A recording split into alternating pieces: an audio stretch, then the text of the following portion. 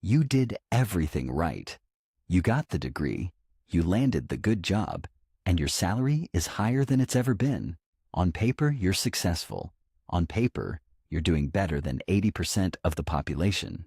So why does it feel like you're one car repair away from total disaster? Why is it that every time you get a raise, the money seems to evaporate before it even hits your savings account?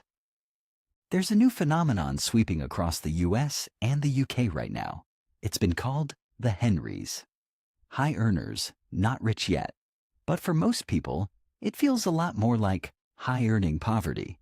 It's that crushing realization that $80,000 in 2024 feels exactly like $40,000 did a decade ago. We've been told that if we just work harder and earn more, the stress will go away. But for millions of professionals, the more they earn, the more trapped they feel. Today, we're going to look at the invisible forces that are keeping you broke even with a decent salary, and the psychological shift you need to make to finally stop living for your paycheck and start living for yourself. Let's start with the uncomfortable truth.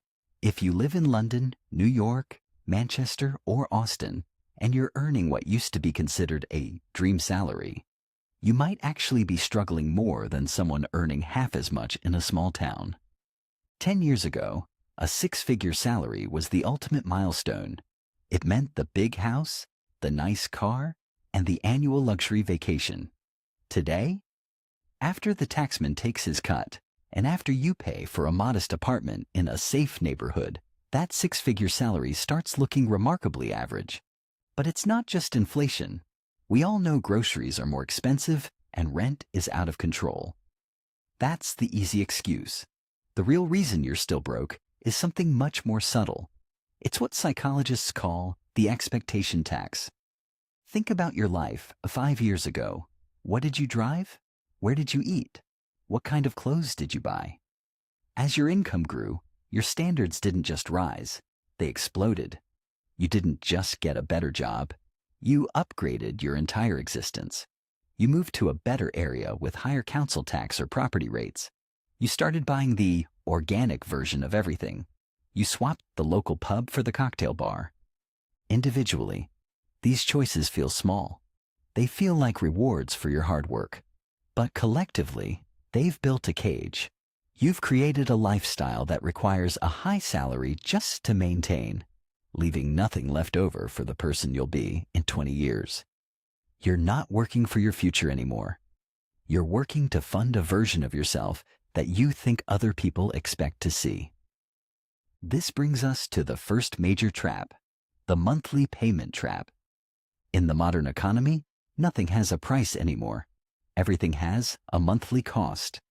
The $50,000 car isn't $50,000. It's $650 a month. The new iPhone isn't £1,000. It's £45 a month. Even your gym, your software, your coffee, and your entertainment have been chopped up into manageable monthly bites. This is the ultimate illusion. When we look at our bank accounts, we don't see a $3,000 surplus. We see 30 different $100 obligations. We've outsourced our financial freedom to a dozen different corporations, and we did it because it felt affordable at the time. This is how you end up broke on $100,000. You're not overspending on big flashy things. You're being bled dry by 1,000 tiny cuts. But here's where it gets deeper. Have you ever noticed that the more you earn, the more your needs seem to expand? When you were a student, a $10 pizza was a treat. Now a $60 dinner feels like a Tuesday night. This is lifestyle creep, and it's the silent killer of wealth. The problem is that once you upgrade your life, it's psychologically painful to downgrade it. If you've spent the last 3 years flying premium economy, going back to the narrow seats in the back feels like a failure. If you've gotten used to the $5 artisanal latte, the home-brewed coffee tastes like regret. We become addicted to the convenience and the status of our current income level. We aren't choosing these things because they make us happy. We're choosing them because we're terrified of the feeling that we might be moving backward. And that fear is what the modern financial system preys on. In the US and the UK, we live in a comparison culture. Social media has turned our private lives into public performances. You're not just competing with your neighbors anymore. You're competing with an idealized version of everyone you went to school with. You see them on vacation. You see their new kitchen. You see their perfect lifestyle. What you don't see is the $40,000 in credit card debt they're carrying to maintain that image. You're comparing your behind-the-scenes reality, the bills, the stress, the empty savings account, to their highlight reel. This creates a cycle of performative spending. You buy things you don't need with money you don't have to impress people you don't even like. And the cruelest part? Those people are likely doing the exact same thing to impress you. We are all collectively pretending to be richer than we are, and it's making us all miserable. So, how do we break the cycle? How do you go from being high-earning broke to actually building wealth? It starts with a radical admission. Your salary is not your wealth. Wealth is not what you earn. Wealth is what you keep. There are people earning $40,000 a year who have a higher net worth than people earning $150,000. Why? Because they understand the gap. The gap is the space between your income and your expenses. When most people get a 10% raise, they increase their lifestyle by 10%. The gap stays at 0. To become wealthy, you have to keep the gap wide. You have to let your income rise while keeping your expenses anchored.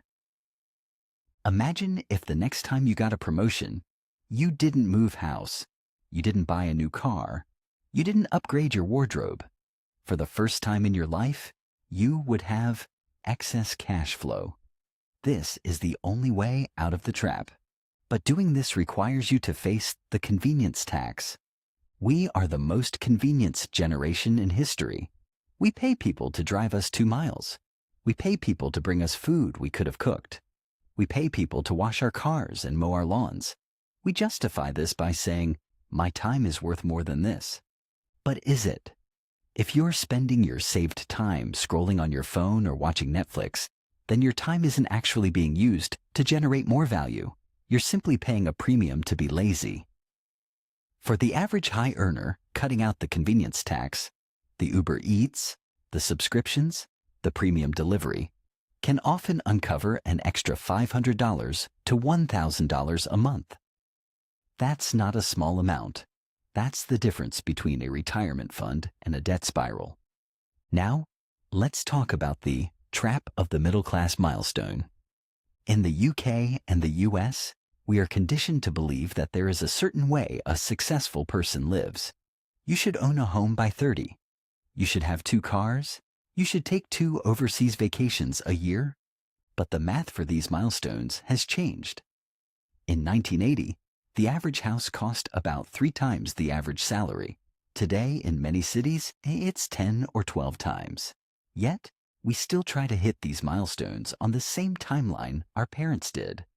By forcing yourself into a massive mortgage or a high-interest car loan just because that's what people my age do, you are signing away your freedom for the next 30 years. You are choosing a look over a reality. Real wealth is the ability to say no. It's the ability to quit a job you hate without panicking about the mortgage. It's the ability to take a risk on a new business. You can't do any of that if your high salary is already spoken for by the bank. If you're feeling the squeeze right now, here is your 3-step plan to stop being high-earning broke. Step 1. The forensic audit. Stop looking at your bank balance and start looking at your transactions. Go back through the last 90 days. Every time you see a monthly payment, ask yourself, does this make my life significantly better? Or am I just used to having it? Be ruthless. Cancel the apps. Downgrade the internet plan. Stop the convenience spending for 30 days just to see what happens. You need to prove to yourself that you can survive without the extras. Step 2. The old salary rule. The next time you get a raise or a bonus, pretend it never happened. Set up an automatic transfer that moves that extra money into an investment account the second it hits your bank. If you never see the money, you won't miss it. You were surviving on your old salary yesterday. You can survive on it tomorrow. Step 3. Kill the comparison. Accept that looking average is the secret to becoming wealthy. The truly wealthy people in the US and the UK aren't the ones in the brand new Range Rovers or the designer suits. They are the people in the 10-year-old Toyotas with $500,000 in their brokerage accounts. They've traded the image of wealth for the security of wealth. Living paycheck to paycheck is a choice that we often make unconsciously. We do it because we want to fit in, because we're tired, and because we think we deserve nice things. But the nicest thing you can ever own is your freedom. The freedom to not wake up with a knot in your stomach.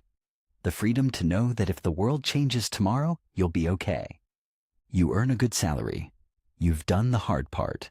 Now it's time to stop giving that hard-earned money to everyone else and start keeping some for yourself. Because at the end of the day, it doesn't matter how much you make. It only matters how much you keep. Don't let your good salary be the reason you stay poor. Break the cycle, widening the gap, and start building a life that feels as good on the inside as it looks on the outside.